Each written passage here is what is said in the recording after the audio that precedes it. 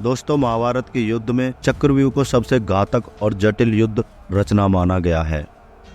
यह ऐसी युद्ध व्यवस्था थी जिसमें प्रवेश करना तो आसान था, लेकिन बाहर निकलना अत्यंत कठिन। इस रचना को भेदने के लिए केवल शक्ति नहीं, बल्कि पूर्ण ज्ञान और अनुभव की आवश्यकता होती थी। महाभारत में चक्रव्यूह को पूरी तरह से भेदना, उससे सुरक्षित निकलना बहुत कम योद्धाओं को आता था। सबसे पहले भगवान श्री कृष्ण इस विद्या को पूर्ण रूप से जानते थे, लेकिन उन्होंने स्वयं युद्ध में शस्त्र न उठाने की प्रतिज्ञा ली थी। अर्जुन को चक्रव्यूह में प्रवेश करना और निकलना दोनों ही आता था, क्योंकि उन्होंने यह विद्या अपने गुरु और भगवान श्री कृष्ण से सीखी थी। अर्जुन चक्रव्यूह भेदन में निपुण थे और इसी कारण कौरवों ने युद्ध के 13वें दिन उन्हें दूर भेजने की रणनीति बनाई। अभिमन्यु, अर्जुन के पुत्र, चक्रव्यूह में प्रवेश करना जानते थे, लेकिन उससे बाहर निकलने की पूरी विद्या उन्हें नहीं आती थी।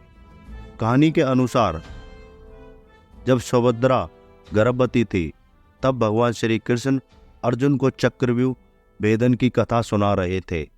अभिमन्यु के गर्भ में रहते हुए चक्रव्यूह में प्रवेश करने तक की विद्या तो सुन ली, लेकिन जैसे ही बाहर निकलने की विधि शुरू हुई, सुभद्रा को नींद आ गई और कथा अधूरी रह गई। यही कारण था कि अभिमन्यु वीरता से चक्रव्यूह में घुसे, लेकिन बाहर निकलने का मार्ग नहीं जानते थे। द्रोणाचार्य चक्रव्यूह की रचना करना और उसे नियंत्रित करना जानते थे। युद्ध के 13वें दिन चक्रव्यूह की रचना स्वयं द्रोणाचार्य ने की थी। आज चक्रव्यूह की रचना होगी, जिससे कोई भी योद्धा जीवित बाहर नहीं निकल पाएगा। कर्ण भी चक्रव्यूह भेदन की विद्या जानते थे और यही कारण था कि उन्होंने अभिमन्यु को घेरने में प्रमुख भूमिका निभाई। अश्वत्थामा, कृपाचार्य और शल्य जैसे महारथी भी चक्रव्यूह की रणनीति से परिचित थे, लेकिन वे अर्जुन जितने निपुण नहीं थे।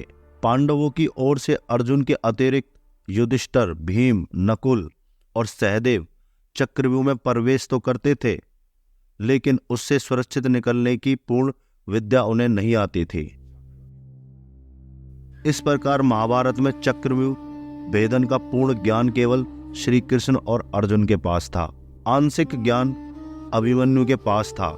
अधूरा ज्ञान भी कभी कभी वीर को मृत्यु की ओर ले जा सकता है, और युद्ध में केवल साहस नहीं, पूर्ण रणनीति आवश्यकता होती है। दोस्तों, यह थी बाहर के युद्ध की बात, लेकिन अंदर के हृदय में झांका जाए तो इसका कुछ और ही मतलब निकलता है। साधु संतों ने कहा है, इसी प्रकार हम भी माया के चक्रव्यूह में फंसे हुए हैं। हम इस चक्रव्यूह में आ तो जाते हैं, लेकिन भेदने की विधि किसी किसी को मालूम होती है। लेकिन जो इस विधि को जान गया, समझो जीवन का असल उद्देश्य समझ गया। कहते हैं उसने जीते जी सब कुछ पा लिया। अगर आप लोग चाहते हैं इसका उद्देश्य समझना, तो कमेंट बॉक्स में हाँ लिखें।